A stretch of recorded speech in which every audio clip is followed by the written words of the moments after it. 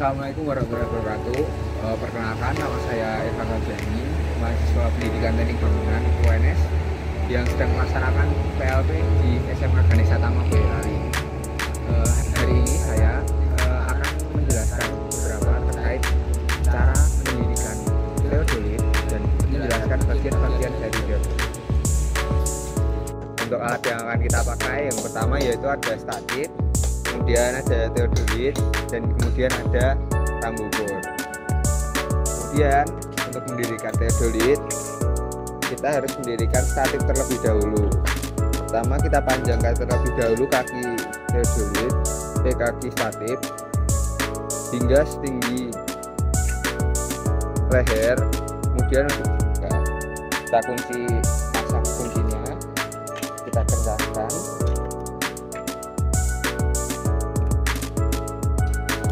Kemudian kita buka di depan satu, kemudian kita tarik ke belakang hingga setinggi dada.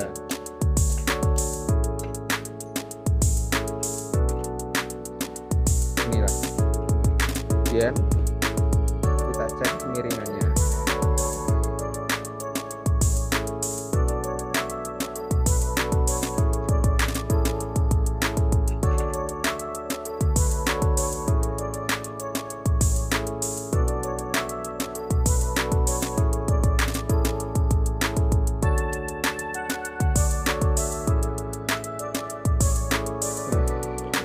Jika sudah pas, kemudian kita ambil teodolitnya,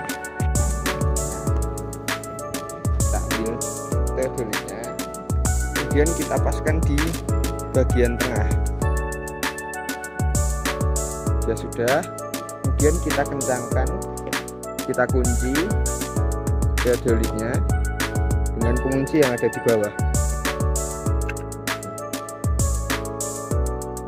Pastikan pengunci terpasang dengan kencang. Sudah. Baik, selanjutnya setelah kita paskan di bagian tengah ini, kita kencangkan skrup yang ada di bawah ini dengan lubang dari teodolitnya.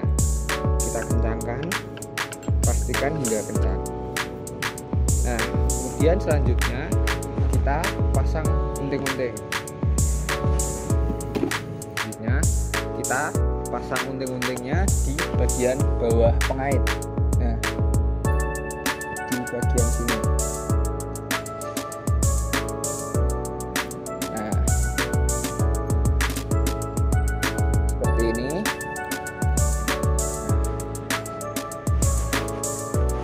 Kemudian setelah itu kita paskan gelembung nivo yang ada di bawah sini di bagian tengah. Nah, selanjutnya untuk menengahkan gelembung nivo tabung ini, kita gunakan 3 pemutar kaki-kaki di bawah ini, 1, 2, dan 3. Kita buat untuk mengapaskan gelembung di bagian tengah. Ini kita kendorkan untuk menurunkan.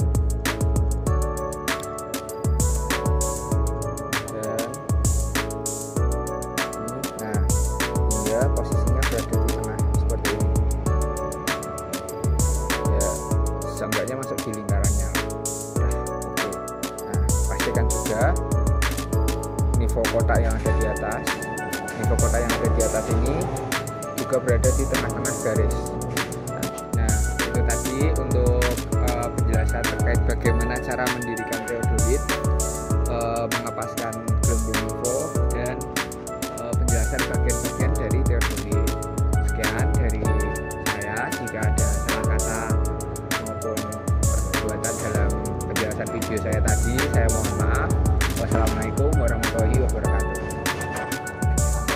Baik, nah selanjutnya setelah semuanya terpasang, ini saya akan menjelaskan beberapa bagian-bagian yang terdapat pada teodolit.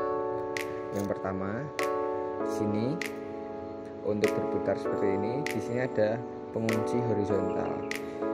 Nah, jika kita kunci di bagian yang besar, ini kita kunci, maka tidak bisa diputar horizontal. Kemudian ini ada penggerak halus, ini setelah dikunci ini fungsinya untuk menggerakkan secara halus. Jadi setelah dikunci, untuk penggerak halusnya menggunakan ini agar tetap bisa bergeser, tapi hanya sedikit.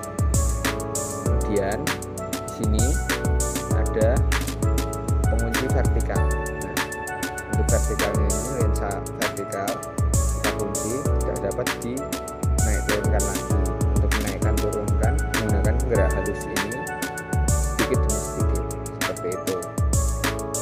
Kemudian di sini ada lensa okuler, dan di sini ada skrup untuk memperjelas benang. Jadi jika benangnya blur, kita perjelas menggunakan ini. Kemudian di sini ada bagian skrup lagi untuk memperjelas gambar. Jadi jika rambu ukur masih belum terlihat, kita putar ini agar lebih jelas. Dan di sini ada bidikan segitiga untuk membidik rambu ukur sebelum kita bidik menggunakan lensa agar pergeserannya tidak terlalu jauh seperti itu. Kemudian di bagian sini terdapat nivokota yang fungsinya untuk menjadi acuan agar tetap seimbang rata-rata air. Dan juga di bawah sini terdapat dan juga di bawah sini terdapat nivo tabung di bagian bawah. Kemudian selanjutnya di sini ada pegangan di bagian atas, dan di sini ada layar monitor. Ini untuk melihat sudut vertikal dan sudut horizontal yang kita bidik seperti itu. Dan di sini ada beberapa tombol. Ini untuk set 0 sudut horizontal. Kemudian ini untuk putaran dari sudut horizontalnya ke kanan atau berputar ke kiri menggunakan tombol ini. Ini kemudian untuk menahan.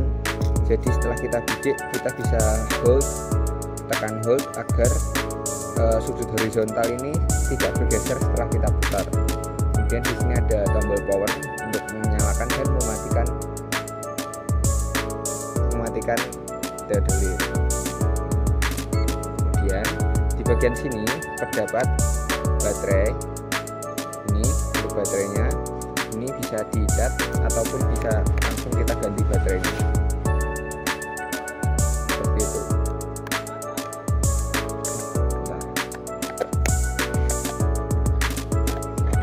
Kemudian terkait dengan rambu ukur ini, di sini ada satuan sadar per 1 cm. Di sini, kemudian di sini juga ada nivo tabungnya. Jadi saat kita melakukan bidikan, jadi yang memegang ini harus memastikan bahwa nivo tabungnya berada di tengah agar tingginya itu lurus tegak. Di sini kemudian di depan ini ada bidikan. Ini untuk benang atas, benang tengah, benang bawah dengan jarak ini 10 cm tiap ini. Kemudian di bagian belakangnya juga terdapat ini per 1 cm ya, per 1 cm. Jadi lebih jelas jika di depan ini masih belum bisa membacanya.